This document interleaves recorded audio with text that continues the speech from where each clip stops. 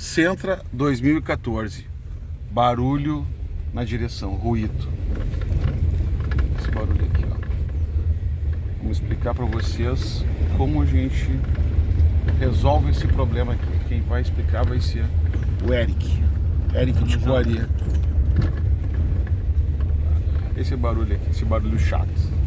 Esse barulhinho. Esse barulho muito provavelmente, meu amigo andou fazendo umas pesquisas e segundo ele poderia ser na cruzeta aqui da direção, ou precisava apertar, né, os parafusos ali do eixo, das conexões ali entre o eixo de direção e a caixa de direção, né?